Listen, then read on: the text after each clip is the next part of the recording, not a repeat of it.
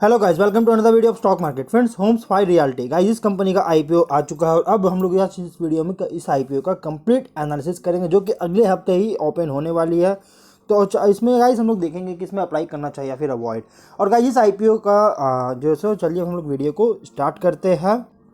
तो गाइज ये कंपनी जो है 2011 में इनकॉर्पोरेट हुआ था होम्स फाई रियल्टी लिमिटेड के नाम से, जो कि 21 दिसंबर को ओपन हो रही है। अब बात करेंगे इस कंपनी का काम क्या करती है। तो काम जो करती है company, real estate developers, retail buyers या सेलर्स और यहाँ पे इन दोनों का जो है रियल एस्टेट डेवलपर्स और रिटेल बायर्स और सेलर्स का जो है यहाँ पे एक real estate broking services provide कराती है। इसके साथ साथ कंपनी यहाँ पे रेसिडेंशियल और कमर्शियल स्पेस में जो है इन्वेस्टर्स को भी इन्वेस्टर्स भी ये प्रोवाइड कराती है, मतलब इन्वेस्टमेंट करने का प्रोवाइड कराती है क्लाइंट्स को। अब बात करें यहाँ पे कंपनी जो है अपना ब्रोकरेज बिजनेस जो है इसका जो होम्स फाइव ब्रांड के नाम से ही कंपनी अपना ब्रोकरेज बिजनेस को जो है रन करती है और लगभग जो है माई मैग्नेट प्लेटफॉर्म के साथ ये पार्टनर्ड है, मतलब कि पार्टनरशिप किया हुआ है। होम्स फाई रियल्टी लिमिटेड ये मतलब कि अगर देखिएगा तो एक 7 ऑफिस, मतलब कि अराउंड 4 सिटीज़ में, मुंबई, पुणे, नोएडा, बेंगलोर में जो कि यहाँ पे सेल्स, मार्केटिंग और पेमेंट कलेक्शन जो एक्टिविटीज़ जो है अपने बिजनेस का प्राइमरी यही 4 सिटीज़ से करती है। इसके अंदर जो 7 इसके ऑफिसेस का नेटवर्क है जो कि करेंटली मेंटेन और इस्टेब्लिश कर चुकी है।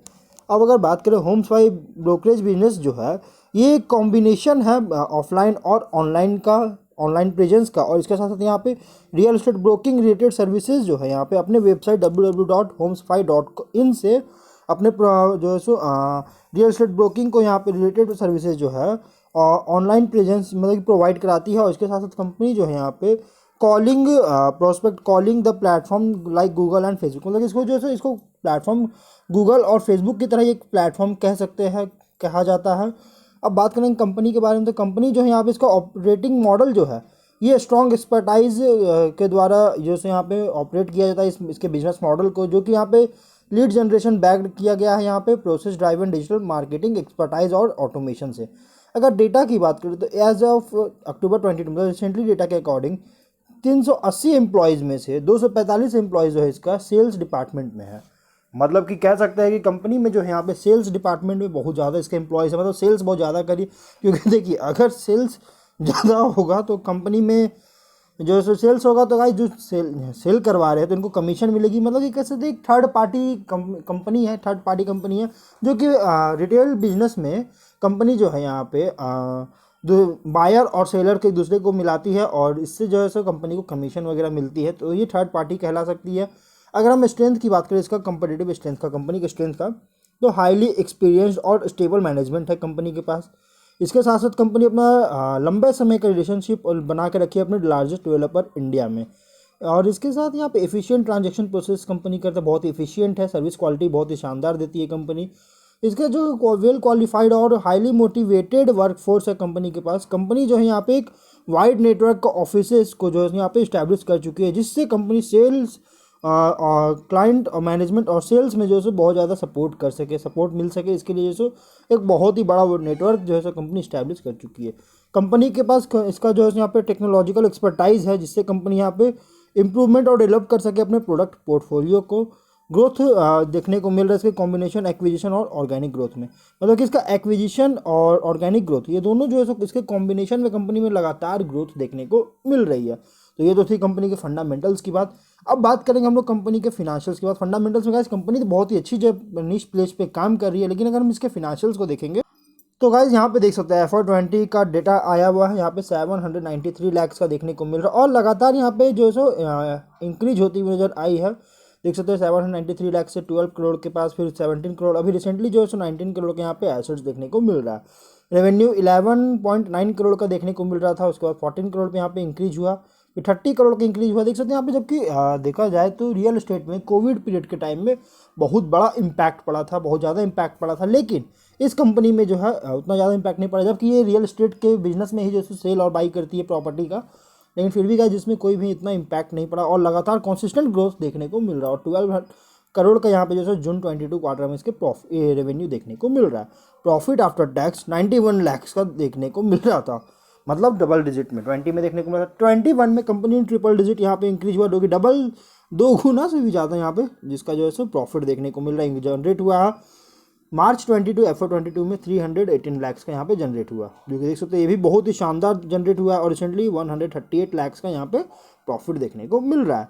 नेटवर्थ 427 लैक्स का था फिनांशियल ईयर 20 में, 21 में 627 लैक्स का, 22 में 945 लैक्स का, जो कि यहाँ पे लगातार इंक्रीज हो रहा है। और रिसेंटली यहाँ पे 1083 लैक्स का नेटवर्थ देखने को मिल रहा है। गाइस एक अच्छी बात यह है कंपनी में कि कंपनी का डेट जो है 2021 में उतना कुछ खास डेट नहीं दे रही कंपनी में, जैसे कोई भी डेट देखने को नहीं मिला था। लेकिन कोविड पीरियड के टाइम में कंपनी में हो सकता है थोड़ी फंड्स इश्यू होगी, जिसके कारण कंपनी ने यहाँ पे 22 लैक्स का डेट लिया था।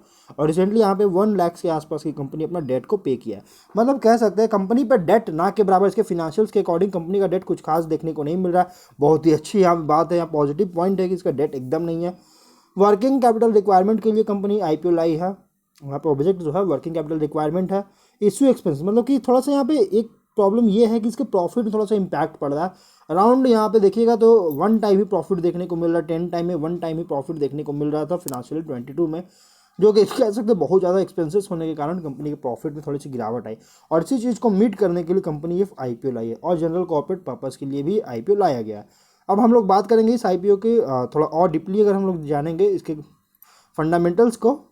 मतलब कि गाइस ये कंपनी जो है ये मतलब किसी भी कंस्ट्रक्शन में काम नहीं करती है, मतलब ये कंस्ट्रक्शन वगैरह नहीं करती बिल्डिंग का, बल्कि ये एक थर्ड पार्टी है। मतलब रियलिटी सेक्टर में, रियल एस्टेट सेक्टर में कंपनी काम करता है, जिससे जो कि कंपनी एडवाइजरी और सेल और बाई करने में हेल्प करती है क्लाइंट्स को।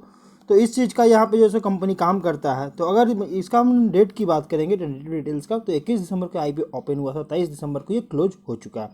10 रुपीज़ का फेस वैल्यू रखा गया, 197 रुपीज़ पर शेयर की प्राइस बैंड रखी गई है। 600 शेयर्स की लॉट साइज है। इशू साइज 15.86 करोड़ का है, जो कि फ्रेश इशू किया जा रहा है। फिक्स्ड प्राइस इशू IPO है, NSE SME में लिस्टेड है। मतलब यहाँ पे एक SME IPO, तो इसका एक अलग कैटेगरी होता है जो कि स्टॉक एक्सचेंज के द्वारा इसे अप्रूव किया जाता है, जो कि NSE SME में लिस्टेड हो रहा है। अब अगर बात करेंगे NII रिटेल कैटेगरी का, तो यहाँ पे 50-50 का ऑफर दिया गया। रिकव सिक्योरिटीज लिमिटेड इस IPO के मार्केट मेकर है। मिस्टर आशीष प्रेम प्रकाश कुकरेजा जो इसके कंपनी के प्रोमोटर है। अलॉटमेंट डेट 28 दिसंबर का रखा गया है। रिफंड 29 दिसंबर को इनिशिएट किया जाएगा। 30 दिसंबर को शेयर्स डीमैट अकाउंट में क्रेडिट होंगे और जो 2 जनवरी को लिस्टिंग डेट रखा गया। IPO जो है गाइज ये 3 दिन का IPO है। 21, 22, 23 का IPO मतलब 3 दिन का IPO ओपन रहेगा। प्राइस यहाँ पे 1,18,200 रुपीज़ का मिनिमम अमाउंट पे करना पड़ेगा इसको अप्लाई करने के लिए। प्रोमोटर होल्डिंग 71.69% की प्री इशू होल्डिंग और अलॉटमेंट होने के बाद 52.8% की होल्डिंग्स रह जाएगी। मतलब ये कंपनी का हम ओवरऑल अगर बात करेंगे कंपनी के बारे में, तो गाइस कंपनी जो है इसका ड्रॉबैक पहले देख लेते हैं, क्योंकि लोग पहले निगेटिव पॉइंट को ही देखना जानना पसंद करेंगे, उसके बाद पॉजिटिव पॉइंट को। तो यहाँ पे ड्रॉबैक ये है कंपनी का कि कंपनी बहुत ही छोटी कंपनी है। यहाँ पे देख सकते हैं इसका मार्केट वैल्यू तो कुछ खास देखने को नहीं मिल रहा है। मार्केट वैल्यू सही है, लेकिन ये जो है इसको माइग्रेशन लेने मतलब मेन बोर्ड में आने के लिए इसको बहुत ही लंबे समय तक का वेट करना पड़ सकता है, जो कि कह सकते हैं यहाँ पे कंपनी उतना कुछ खास यहाँ पे जो है ग्रोथ अभी देखने को नहीं मिल रहा है। ग्रोथ तो देखने को मिल रहा है, लेकिन बहुत ही छोटी कंपनी है, इसलिए टीनी कंपनी कह सकते हैं इसको प्री इशू IPO। लेकिन अगर ये IPO आई है और लिस्टिंग होने के बाद इस IPO में कैसा परफॉर्मेंस रहेगा वो डिपेंड करता है कि ग्रोथ होगा कैसा ग्रोथ होगा, वो डिपेंड करता है इसके परफॉर्मेंस पे। लेकिन जो 197 रुपीज़ का जो शेयर है यहाँ पे पर शेयर की जो प्राइस बैंड है, ये एक रीजनेबल प्राइस पे कंपनी के शेयर मिलते हैं, क्योंकि कंपनी बहुत ही शानदार ग्रोथ है। ये पॉजिटिव पॉइंट है गाइस, बहुत ही शानदार ग्रोथ करी। और प्लस ये कंस्ट्रक्शन सेक्टर में, रियलिटी सेक्टर में काम नहीं करती, कंस्ट्रक्शन वगैरह कंपनी नहीं करती, कोई बिल्डिंग का कंस्ट्रक्शन नहीं करती है। लेकिन बट यहाँ पे कंपनी जो इसके बदले में कंपनी जो कंस्ट्रक्शन नहीं करती, इसके जगह पे कंपनी रियलिटी सेक्टर में ही काम करती है, लेकिन एक as a third party company जो सब काम करता है। तो ये एक प्राइस इसी कारण से इसका जो सो ग्रोथ भी देखने को मिल सकता है, क्योंकि आने वाले टाइम में जो कंस्ट्रक्शन बिजनेस जो है वो आने वाले टाइम में बहुत ही शानदार तेज़ी देखने को मिलने के आसार नज़र आ रहे हैं। इस वजह से ये जो प्राइस रीजनेबल प्राइस है, तो अगर आप लोग इसको इन्वेस्टमेंट करना चाहते हैं तो आप अपने इसको वॉच लिस्ट में ऐड करके रख सकते हैं। तो गाइज अब हम लोग जो है वीडियो को यहीं पर एंड करते हैं। अगर कोई डाउट हो कमेंट बॉक्स में पूछें। मिलते हैं नेक्स्ट वीडियो में, टिल देन बाय बाय।